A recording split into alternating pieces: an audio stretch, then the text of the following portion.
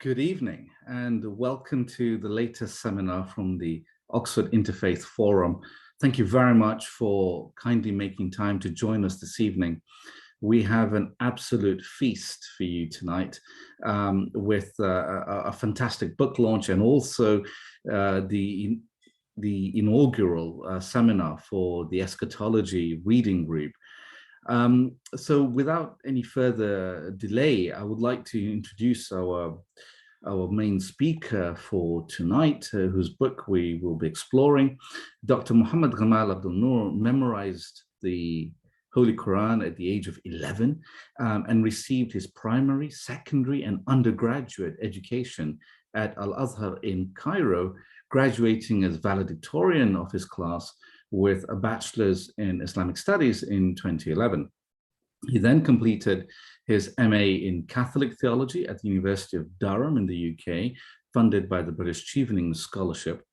In 2016, he embarked upon his PhD at SOAS, University of London, under the supervision of the renowned Quran translator Muhammad Abdul Halim and the Christian theologian Erica Hunter, who joins us this evening, examining questions of truth and salvation between Catholic Christianity and Sunni Islam. His thesis was examined and generously reviewed by the Right Reverend and Right Honourable the Lord Rowan Williams of Ostermouth, formerly the Archbishop of Canterbury, and it is now published as a book with Brill Publishers entitled A Comparative History of Catholic and Ash'ari Theologies of Truth and Salvation.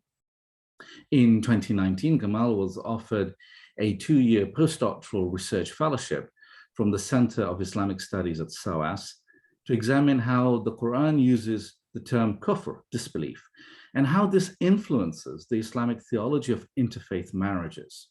His forthcoming monograph with Oxford University Press, which carries the title The Higher Objectives of Islamic Theology, towards a theory of maqasid al-aqidah, opens a new field of inquiry for Muslim, Christian, and Jewish theologians.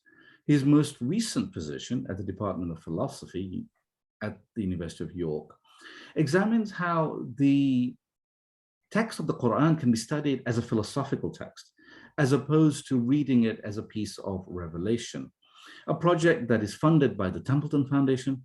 In addition to this, Gamal holds a tenured position at Al-Azhar University in Cairo, and of course also coordinates the Eschatology Reading Group. And so it's a great pleasure to hand over to this illustrious scholar, Mohammed Ramallah. Thank you, over to you.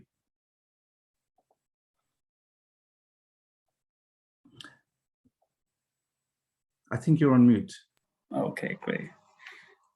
I'm much obliged for your very generous introduction, Dr. Glam. Many thanks for organizing this with Dr. Tia, who is the key coordinator for the Oxford Interfaith Forum. And I'm really pleased to be with you today.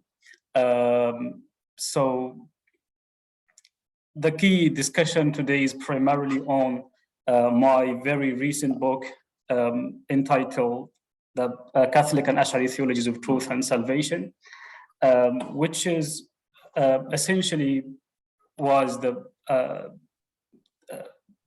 key topic of my PhD thesis, and addresses the very questions with which I grappled since my undergraduate studies at Al-Azhar University.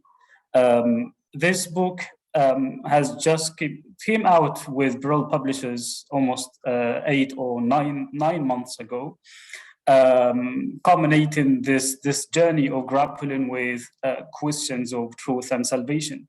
That is to say, when I was a student at Al-Azhar University doing my undergraduate studies, I had a subject on comparative religion.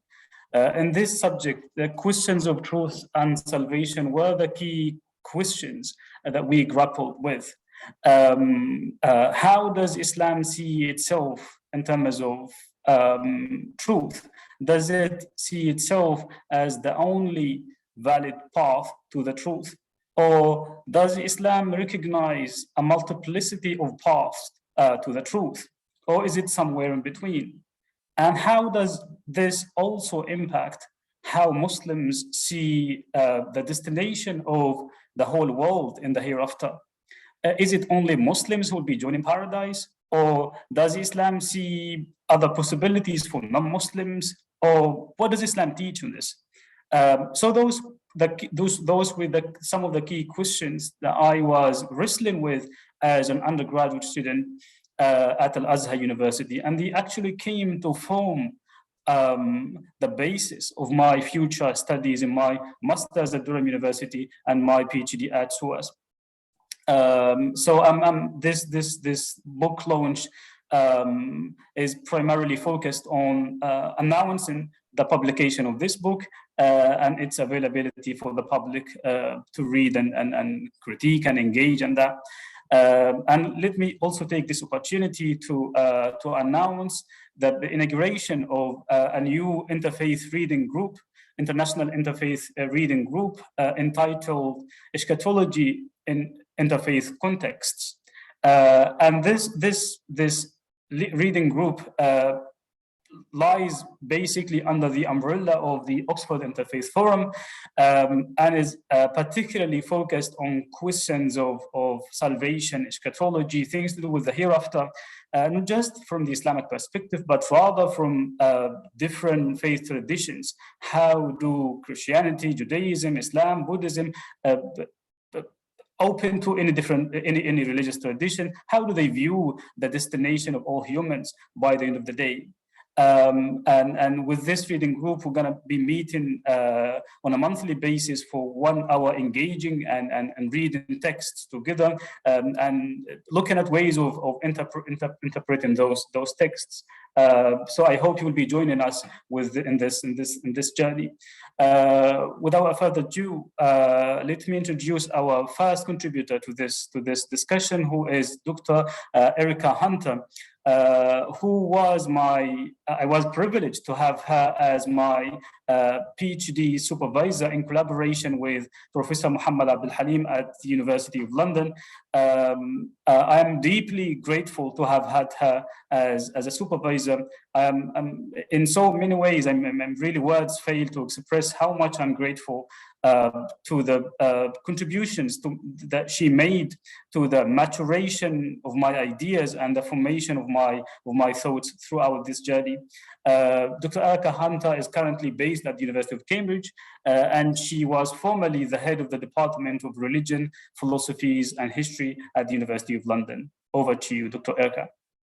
Well, thank you very much, Mohammed. That's a very generous introduction. And of course, it is a great pleasure to see this book launch that has been the culmination of so many years of research, not only at SOAS, but earlier on. And as Mohammed has said, questions that he has entertained since his undergraduate years. And I think you can see by the questions that he asked in his very elucidating speech that a very fertile, sharp and incisive mind. And I will say that the balance that Mohammed always brought to a subject where it is so easy to be weighted on one side. We all come from within a tradition, and that is more natural to us. But Mohammed has always done what I might call an academic or intellectual Roman ride, and both horses have gone in a straight direction. It's been a very balanced and very lucid appraisal of this major tradition of truth and salvation. And of course, as Mohammed has already said, this is a major idea or a major theme embedded in all religious traditions. So although, of course, his work or his monograph only covers Christianity and Islam, it is something that is applicable beyond monotheistic religions, and I would like to see eventually that expanded, perhaps not by Mohammed, but in this whole question extending to other religions. And of course, his work has adopted a chronological approach and has soundly explored the shifting nuances both in Christianity and Islam through the three periods that form that he's divided his work into the early period. Now, we forget in the West that much or the majority of Christian thinking, the great theologians, were either North African or came from Asia Minor. We forget that we have such a Western dominated concept of Christianity. And I was the senior lecturer in Eastern Christianity, so perhaps I have a vested interest in moving the shift away. So Muhammad's early work, and of course it was these societies in which Islam first penetrated in the 7th century, societies where Christianity had been embedded for 5-6 centuries, deeply embedded. So how did they respond to each other? How did Christian communities look at or view a new religion coming in with new ideas and new claims? And both sides would have had equally perhaps controversial claims. Then Muhammad moves on, of course, to what we might call the period of maturation, i.e. the medieval period, which of course was not Dark Ages at all. That is a Western concept. It was a period of great intellectual thought, and that is encapsulated by the emphasis that Muhammad has in his tracing of through the book of the influence of Al-Ghazali, who until recently, until I think 19th century, perhaps held a dominance in the field of Islamic eschatology. Now, Al-Ghazali, of course, medieval figure. What is very interesting, and it's an aside, but I should like to say it because it contributes to the interfaith dimensions, which this seminar addresses, that Al-Ghazali's work definitely influenced the great 13th century Syrian Orthodox polymath Bar Hebreo, or Gregory Bar Hebraeus, to use his Latinized name.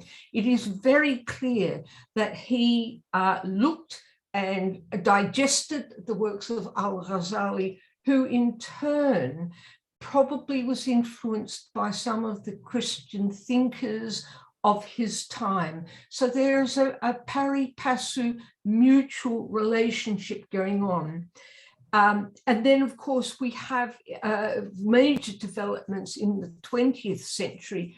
And I think what I found really refreshing and very exciting in the book is that there are differences of thinking. No, it isn't a monolithic pattern, never has been, and it never has been in either of the two religions, but one has quite a spectrum of ideas, very exciting, engaging with Christianity, some more positively than others, but that is also on the Christian side. Some engage more positively with Islamic writers than others. So what Muhammad does, and he makes the point that this is to give people through his book an understanding of the development of eschatology, rather than putting it into an atomistic perspective. It's more on a more holistic perspective and looking through the schools of thinking rather than the individuals. And I think that's a very, very important aspect of the work, that he looks at major trends. So, of course, the book is very rich in its content. It does, of course, follow up from Aquinas, who, of course, was very influenced by Al-Ghazali, and Aquinas being a seminal influence in Catholicism. And there are others in this audience who can speak much more authoritatively about Aquinas, because my focus is more on the East Christian thinkers. But Aquinas, of course, was a very, very major thinker. So Al-Ghazali influences European thinking. And I think this is a very, very important concept to realize that the two religions offer so much to each other. They will stand in their respective traditions.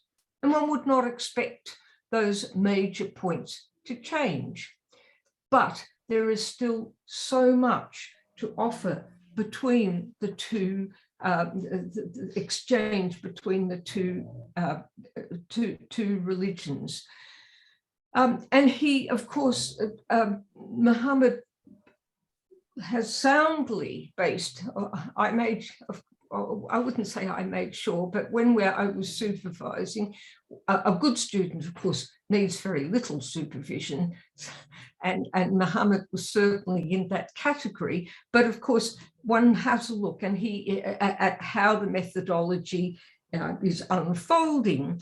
And of course, Mohammed's methodology was a synthesis of three major figures of comparative theology: Francis Clooney, Robert Neville, and Keith Ward. And he synthesized the three and then applied it to the two religious traditions. And I have said on the back of the book, the cover, and I do really endorse this statement: the author's singular capacity to appraise authoritatively both the Catholic and Asherite traditions leads to powerful conclusions on issues that are vitally relevant today.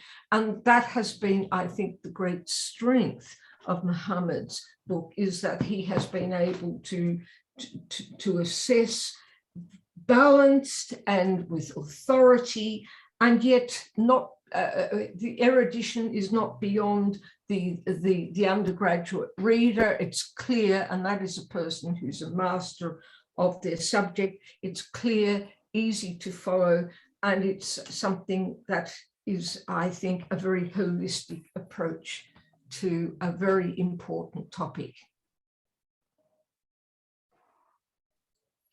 I have no idea what the time span is. That's absolutely fine, Erica. Many thanks for your very great contribution. I'm really humbled by your assessment, especially that you've picked up the point of having some sort of a balanced way of reading the two traditions, especially when I am coming from an insider perspective in the first place, being a Muslim myself. Having this sort of balanced understanding of both traditions was one of the key motivations behind my pursuit of a master's degree at the University of Durham in Catholic Studies, as I just didn't want to be a Muslim who views Christianity from the perspective of Islam, but rather see Christianity as Christian theologians have seen in the past, so that I may achieve this sort of balance as a researcher in the first place. So I'm really pleased that this point of having a balanced understanding basically intrigued you. So many thanks for your contribution, much appreciated. Now over to the second contributor, who is Dr. Shoaib Malik, who's an associate professor at the Zayed University in Dubai.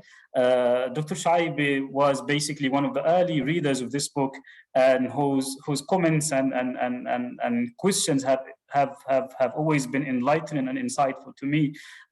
His book in Islam and Evolution is undeniably one of the most remarkable books coming from a Muslim theologians trying to grapple between the questions of science and questions of theology, being a scientist himself, specializing in natural sciences, and this type of intersection between theology and science has really contributed to his amazing outputs in this type of overlap between theology and science.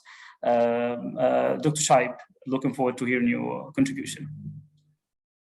Thank you very much, Mohammed, for those kind words.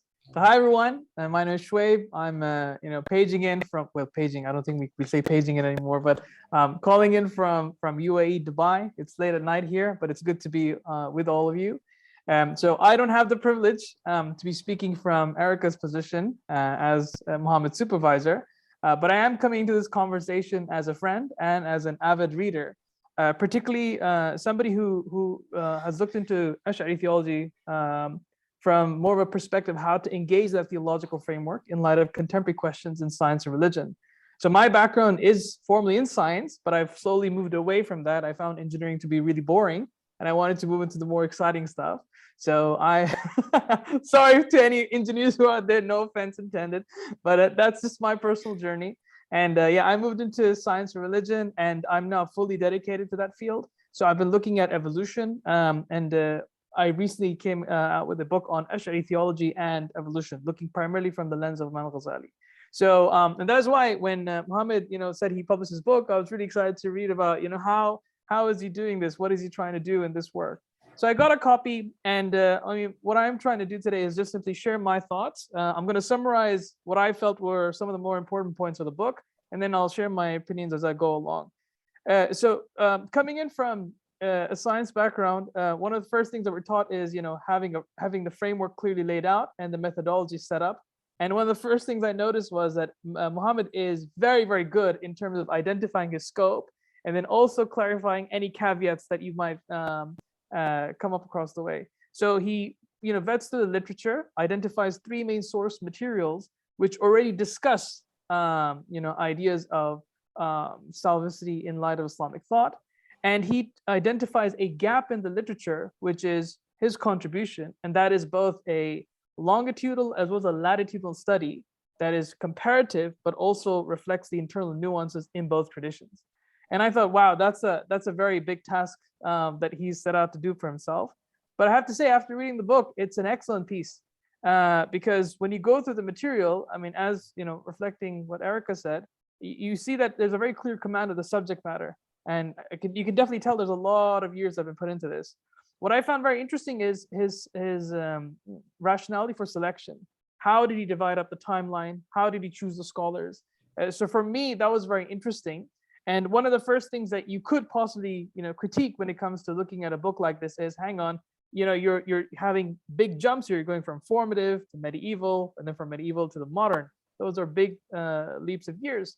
But Mohammed makes it very clear, and this comes back again to his methodology, that this is not meant to be an exhaustive book. It's supposed to be a starting point, a first step in the discussion between two large religious traditions. And then he also makes a very convincing case in why it is these two specific traditions that need to be talking one another. So he does, for example, mention the authoritative structures that Catholicism and the Ash'ari theology has. You've got the Vatican on the one side and Al-Azhar Sharif on the other side. And so I found those rationales in the very first chapter to be very, very edifying, and also it sets the landscape really well. And so that's kind of the the initial wave when you approach the book. Now, as I was going through the book, I'm more familiar with the Ash'ari theology, of course, less familiar with the Catholic thought, mostly familiar with Aquinas, mostly because he comes up in a lot of works with science and religion.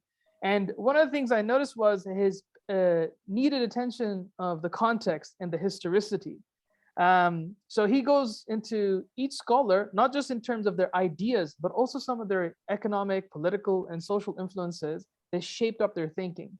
And this works up particularly in his conclusion at the end, when he talks about how these forces impacted the time's understanding of how inclusive you want to be in terms of the salvation of the other, or at the same time, exclusive. And he discusses internal nuances that become very interesting as you go on. From the Islamic side, he does mention that there seems to be, if you start with Ash'ari, the founder of the school, then you move on to Ghazali, then you move on to Muhammad Abdu, you do see a shift from more of a hadith-centric theological perspective to more of a sunnah-centric, model after the Prophet, and then moving on to the Quran. And how he does that and how he navigates that conversation is very interesting, because it highlights that this is a discursive and developing tradition. And he does the same thing from the Catholic side as well, in the sense that he will talk about how in the beginning you have these internal camps, you had some sort of ossification in the formative period. Things became a little bit more lighter with Aquinas coming to the scene, in that he gave a slight nod to having an inclusive camp. And then finally with Vatican II, discussing some ideas in how we can look at a more inclusive space for theological spectrums, for salvation, that is. And so overall, I found the book to be very interesting because it's a space that I've never explored. I definitely have familiarity with ideas, but it's a space that I found like, okay, I want to learn what I can get out of this. And for me personally, I think some of his conclusions were very, very interesting. The most important one, in my personal opinion, is how he talked about when these religious territory, or when these religious groups were a minority, they seem to have more of an inclusive approach to other religious perspectives. But as they got more towards a majority, they began to have a more exclusive perspective. Now, Muhammad makes it very clear, because the first thing came to my mind, hang on, are you saying theology is reduced to sociology? But he makes it very clear that that's not what he's arguing at all. He really tries to counter any potential criticisms. But what he does identify is that the social space, or the social plane, does have influence on the theological plane. And he leaves it as a very positive note that in light of the challenges that both traditions are facing today, how might these ideas evolve when further interactions occur, not just with one another, within one another, but also with the wider influences in terms of secularizing forces today. So I thought that was a very interesting point. And another thing that he mentioned, which I think I would like to hear my Christian colleagues talk about on, is this very interesting sentence that I thought like, I want to know if this can be challenged or not. So he says in the very last page, like I'm quoting him on page 163, in terms of the theology of religions, this monograph underscored a popular but less scholarly considered fact. That is, it is Jesus Christ who is at the center of Christianity and not the Bible, and it is the Quran that is at the center of Islam and not Prophet Muhammad. I argue that neglecting this fact contributes to the ambiguation of an already ambiguous relation between Christian and Islamic theologies. I contend that due to Islam's text centrism, Muslim theologians tended to read Christianity from the same prism, i.e. reducing it to the text. Corollary, Muslim theologians' occupation with the authenticity of the Bible significantly outweighs their occupation with the place of Jesus in Christianity. Similarly, the centrality of Jesus in Christianity may have contributed to the reading Islam as a figure-based religion. In fact, naming Islam classically as Mohammedanism may well attest to this observation. Consequently, the number of Christian writings about Prophet Muhammad significantly outnumbers the writings about the content of the Quran. If this conclusion is taken seriously, it should have serious implications on the future of the field of theology of religions and comparative theology alike. And I would like to really learn from fellow Christians on what they think of that. I mean, I have my own opinions of that, but I think it opens up an interesting dialogue. And I wanted to thank Muhammad for writing this book, creating a safe space which is open for dialogue and discussion, but at the same time being courageous enough to be able to ask the tough questions and be able to engage with that material seriously. It happens all too time that sometimes we fall into polemics due to whatever XYZ factor. So it's very good to see a work like this that reads very neutrally, descriptively, doesn't take sides unnecessarily, and just points it out as it is.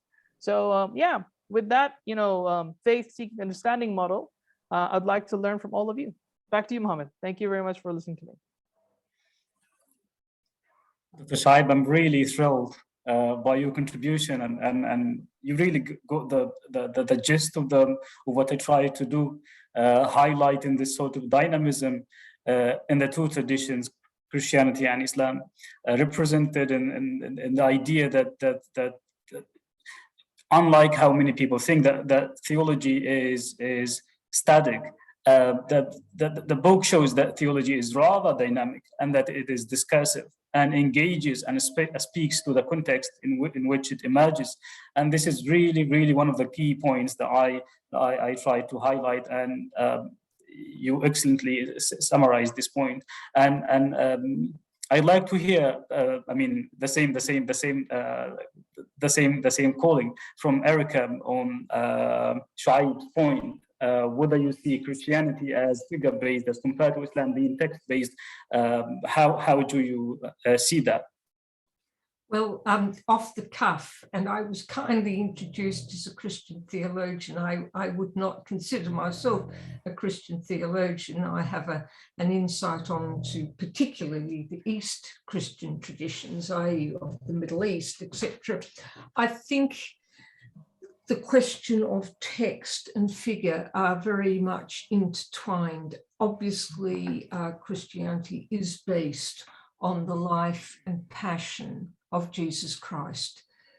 The crucifixion is an essential element because of the concept of salvation, which of course, as Mohammed has pointed out, is is the dominant theme within Christianity. And yet, of course, the Gospels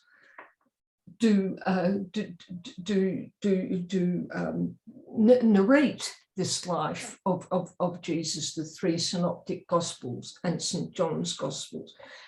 And of course, the Old Testament, the book of Isaiah, is the prophecy of the coming.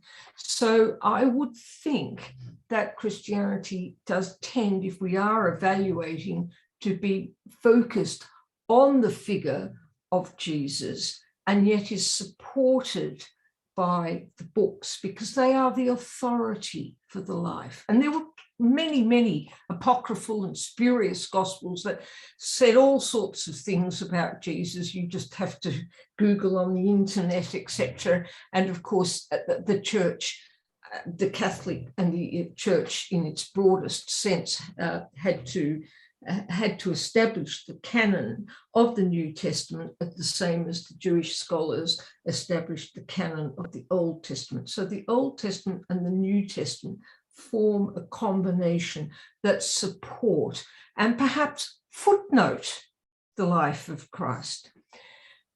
From an outsider's point of view, and I hope that I am not showing any particular shortcomings, I would see Islam as having an opposite point. Of course, the life of Muhammad and his revelations and his sayings are documented in the Quran, and perhaps that forms the central motif.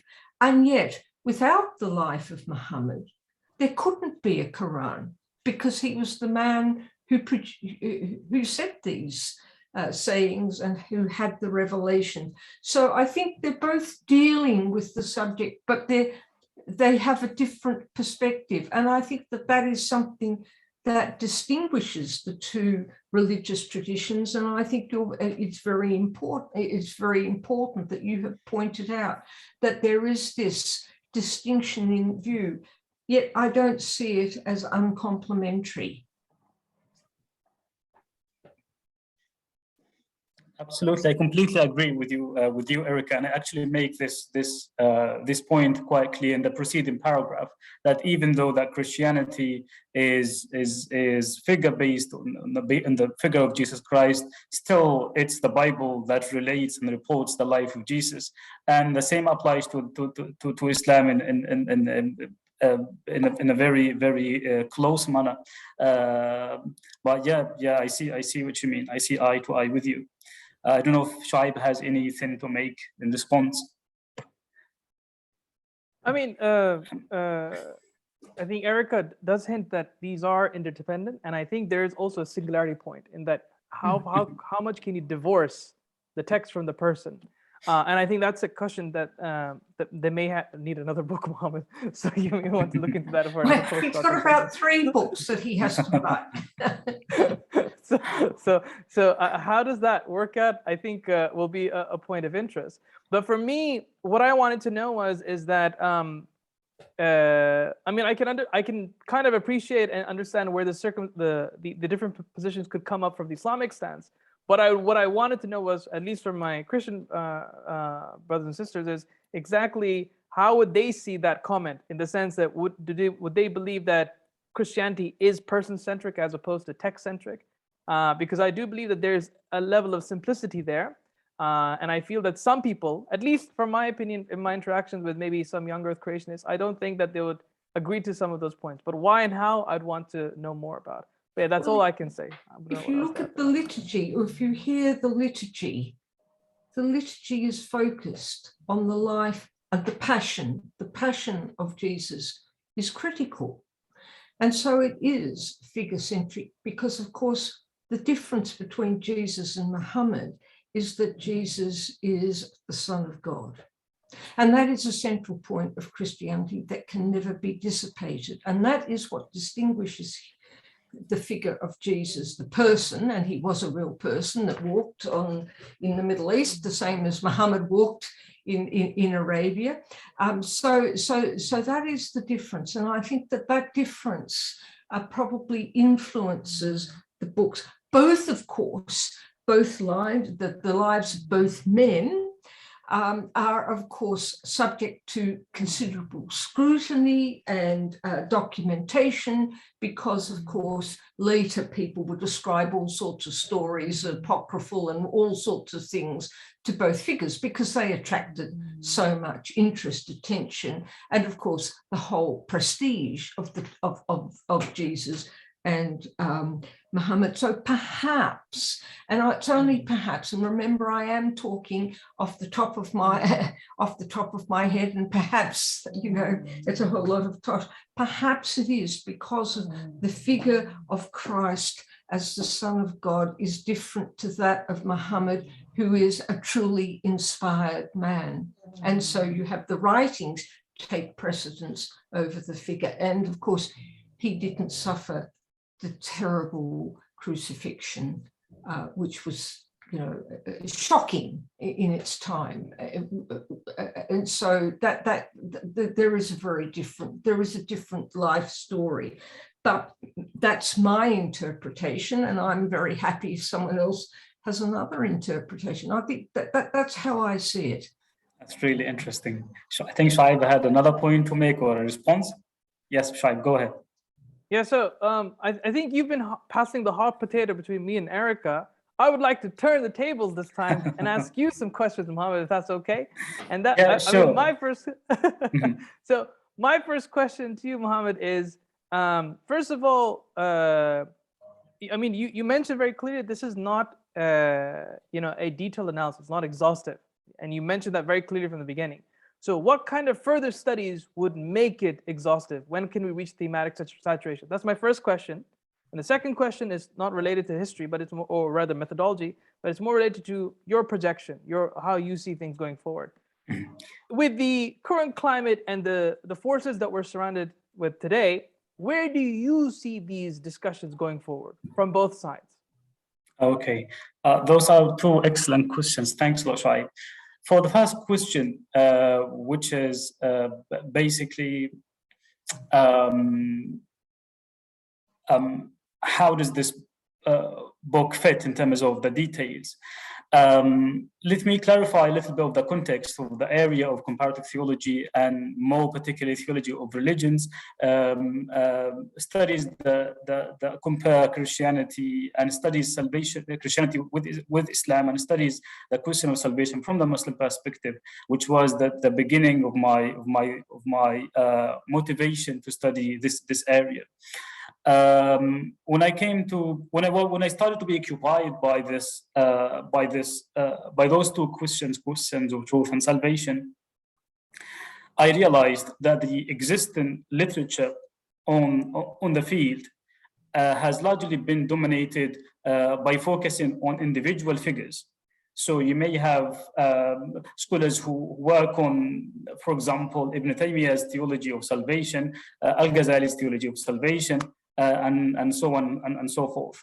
But there hasn't been any sort of systematic study that aimed to see how the Islamic theological schools grappled with those questions. So my first aim was to essentially draw a picture, a holistic picture of how a school of theology in Islam saw those two questions, and in the light of this framework that I have drawn, probably further studies may look into deeper points in between classical Islam embodied, where I worked on Al-Ghazali, Al-Razi, and Al-Suyuti, and these scholars.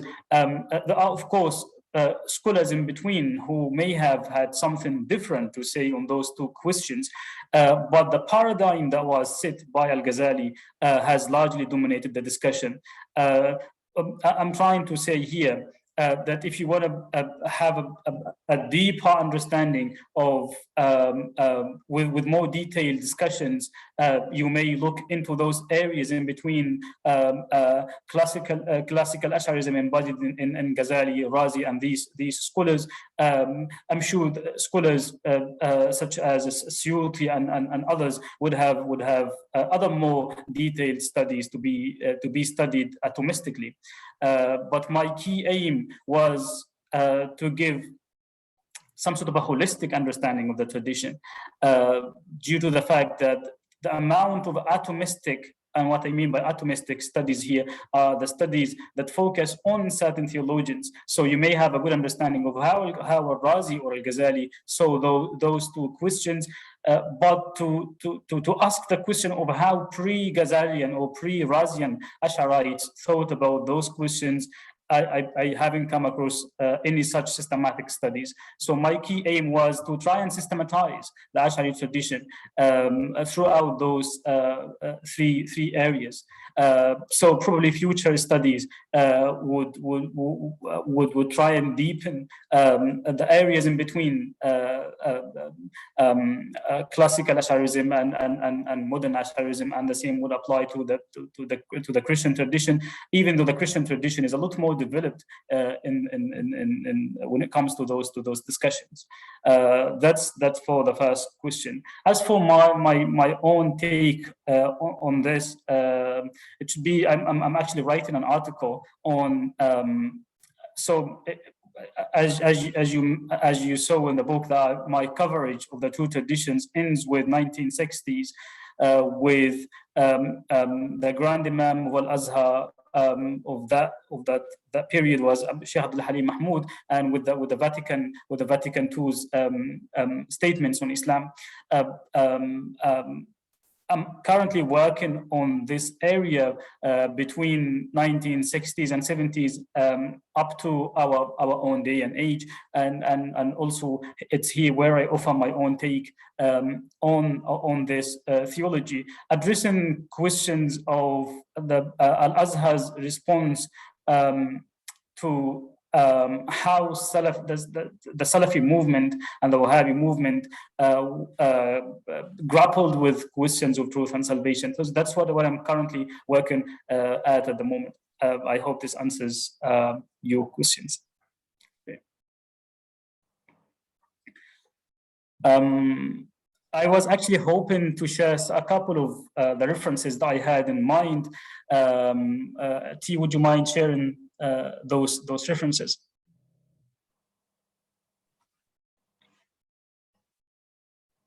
Oh, thanks a lot. So when I started this book launch, I said that my occupation with questions of truth and salvation goes back to my early studies at Al-Azhar University. And I do remember when we had this subject called comparative religion, those two questions were always at the core of the course. However, when I wanted to see how Islam views the other with reference to those two questions, truth and salvation, I was really struck by the fact that the Quran does not speak in one tone. the Quran does not address non-Islamic religions in one singular tone. So, for example, in one verse, which is one of the most common verses that Muslims would quote to say that Islam has an exclusivist understanding of truth and salvation, the verse that says, وَمَنْ يَبْتَغِي غَيْرَ الْإِسْلَامِ دِينًا فَلَنْ يُقْبَلَ مِنْهُ وَهُوَ فِي الْآخِرَةِ مِنَ الْخَاسِرِينَ. And whoever desires other than Islam as religion, never will it be accepted from him, and he in the hereafter will be among the losers. This verse was often quoted in our classes as a key proof that Islam sees itself as the only valid path to salvation and truth, and that Christianity, Judaism, and any other non-Islamic traditions would have no truth value in the hereafter. But other verses also really ruffled my feathers and questioned my conviction that this is just how Islam views the other. I found the following verses quite perplexing, and how I could reconcile between those various traditions occupied my time since then. One of those verses was the verse 62 in chapter 2 of the Quran, which says, the Muslim believers, the Jews, the Christians, and the Sabians, all those who believe in God and the last day and do good, will have the rewards with the Lord, no fee for them, nor will they grieve. Another verse that says, these verses are basically 123, 125, 4 and 5 from chapter 4 of the Quran, which those verses were revealed, as At-Tabari would say, in response to an occasion where a group of Jews and a group of Christians and Muslims were basically discussing the fate of the others. And each one was basically claiming a monopoly on truth and a monopoly on salvation. So those verses were revealed in response. It will not be according to your hopes or those of the people of the book. Anyone who does wrong will be requited for it and will find no one to protect or help him against God. Anyone, male or female, who does good deeds and is a believer will enter paradise and will not be wronged by as much as the dip in a date stone. How to reconcile between those various verses of the Quran was a question that really occupied my time. I went to the sayings of Prophet Muhammad, to the Sunnah, to see if the Sunnah has any type of clarification. I was struck by the fact that also the Sunnah does not speak in one monolithic tone. One of the traditions that I came across was the tradition that says the Jews split into 71 sects, one of which will be in paradise and 70 in hell. The Christians split into 72 sects, 71 of which will be in hell and one in paradise. I swear by the one in whose hand is the soul of Muhammad, my nation will split into 73 sects, one of which will be in paradise and 72 in hell. This hadith, or this tradition, indicates that salvation in Islam is primarily denomination-based. But when I looked at another hadith, which says, by him in whose hand is the life of Muhammad, any one of these people, Jew or Christian, who hears of me and then dies without believing in my message, will be among those who go to hell. Another hadith that shows that salvation in Islam is based on Prophet Muhammad rather than being a denomination-based. A further hadith would rather raise the discussion to a different level, reducing the whole requirement to believing in God. The hadith says Allah's right upon his worshippers is that they should worship him alone and associate nothing with him. And his worshippers' right upon him is that he should not punish who does not associate a thing with him. How do Muslim theologians reconcile those seemingly contradictory references? Was the key question that formed the basis of my research.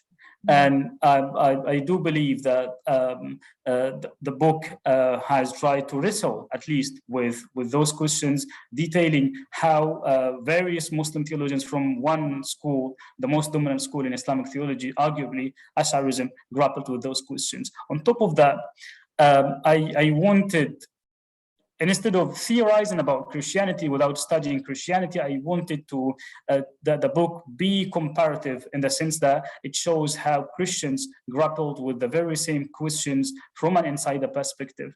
I hope that this could do as some sort of a summary of the key motivations and the key questions that I grapple with. There is no way for me to summarize the key conclusions or the key arguments that I make in the book. I hope the contributors have already made clear the key points made in the book.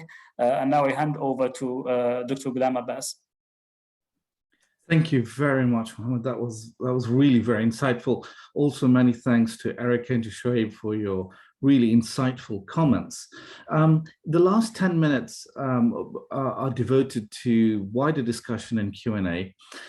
If anyone would like to pose a question, please either put your hand up, either physically or through the Zoom icon, or you can put your question on the chat. To begin with, we've got a question from Vivian Brett, and she asks, can Mohammed please explain his understanding of what a minority is as opposed to what a majority is? That's an excellent question. What I mean by a minority here is a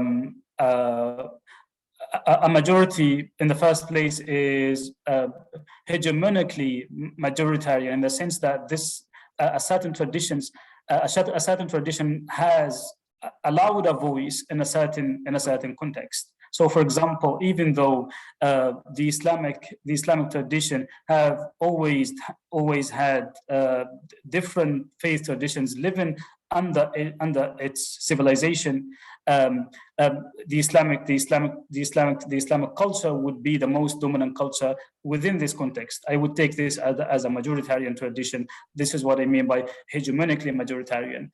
And minoritarian he would be that those traditions that exist under a hegemonically majoritarian tradition such as Islam here. So Jews and Christians under the Islamic civilization would be considered as minoritarian, and Islam would be considered as majoritarian, and the same would apply to the Christian tradition covered in the book. Thank you very much. It's very interesting. Are there any other questions? Yes, please, Alexander. Well, first of all, Mohammed, I feel I should say thank you very much. That was an incredible talk. I'm very much looking forward to reading your book and certainly exploring it further. I am curious about your research, and granted, we're talking about two religions which are not on the same grounds. They have different ways of looking at salvation. We even talked about tonight how one is more individual-centric and the other is more text-centric, or vice versa, depending on your interpretation. I was wondering, given the difference between the two religions on salvation, what were some of the bigger problems you faced doing your research? Anything that stood out as an overwhelming problem, or perhaps something that was more of a nuisance? I'm just curious, what stood out as a problem that you had to resolve when doing your research? That's really an excellent question. Thanks a lot, Alexander. I think the very point that you made, that Islam is a text-centric tradition and Christianity is a figure-based tradition, as far as I understand both traditions. In my reading of Islam, I reached the point that Islam was denomination-based in its early phase, and then Sunnah-based in its medieval phase, and then Quran-based in its modern phase. But with Christianity, it was a completely different scenario, in the sense that the text was not at the center of the Christian tradition, so that I may offer some sort of a similar reading. So that was a challenge. As if you are comparing an orange to an apple, for example, as the two traditions have different authorities, even though they share the very same concept of authority, but how authority manifests in the two traditions is quite different. I think this was one of the key challenges that I had. Yeah. Thank you very much for that frank response. With this kind of interdisciplinary work, there are so many challenges indeed. It is so often a minefield. So congratulations for having navigated through that minefield and emerged with this wonderful achievement. We have a question from Ahmed. How can people of opposing faiths and schools of thought engage in arguments about their beliefs and differences of opinion with respect? What are your thoughts about that? That's a massive question. I think it deserves having an entire session on this. I have an article coming out soon with Oxford University Press on the ethics, Islamic ethics of interfaith dialogue. There I summarize and I trace the principles that Islam and the Quran essentially encourages Muslims to endorse and espouse when it comes to engaging with people of different faiths. I can't give a generic answer to you. Really important question, but I hope this article would be an addition to this discussion. Thank you. We have a really incisive question from a great scholar who joined us, Dan Obenchain. Would you like to pose your question yourself, or would you prefer me to just read it out? Thank you very much for that introduction. And I'm thrilled with your book, Mohammed. My teacher at Harvard was Wilfred Cantwell Smith, with whom you must have had quite a bit of time. Absolutely. I would think so. I have not read your book, but I've already ordered it due to this one particular forum we've had. So my question to you is, did your research yield any comparative insights on what Muslims and Christians are to do here in the world prior to death? That's a really good question. And I think, even though I haven't discussed this in my book, towards the end of the book where I discuss the conclusions, I pretty much say that the theology, to a large degree, informs how we live in our societies. And on the basis of this, how you perceive the destination of someone in the hereafter would also inform how we would interact with this person in the here. Even though we all the time claim that the two traditions have always found a space for minority traditions to live with and to engage with them. There has always been the question of we and them, or I and the other. I do believe that reconceptualizing how we view the other in relation to questions of truth and salvation would have a lot of impact on how we live and interact with each other. And we already started doing this in the modern life, which witnessed some sort of a challenge, which posed some sort of a challenge to the two traditions, where secularism and modernism became some sort of a third tradition that moved Islam and Christianity from a position of being transformational to a position of being basically adaptational. And this situation, by definition, created and will create further more common space for the two traditions to work on when it comes to social realities and ways to navigate through our social life. I can't give any concrete answer, obviously, to your really important question, but I do believe they are intertwined. The question of theology and sociology and how we live are really interlinked. Thank you so much. My pleasure. Thank you very much. I love the fact that we end with a question to an eschatology specialist about life before death rather than life after death. I love that beautiful irony, and it actually provides a wonderful context for a plug for the Oxford Interfaith Forum, because one of our answers to that question is dialogue. Dialogue in a systematic way across a range of reading groups. Of course, our eminent scholar this evening, Mohammed Gamal, has inaugurated the Eschatology group. We have benefited from a number of sessions from the Psalms group. We've got a session on Wednesday with two eminent speakers on pilgrimage and migration, Dr. Iba Patel and Lord John Alderdice. Please do join us for that. We will also be joined by Dr. Elizabeth Kish, who will give a welcome address. So please do join us on Wednesday.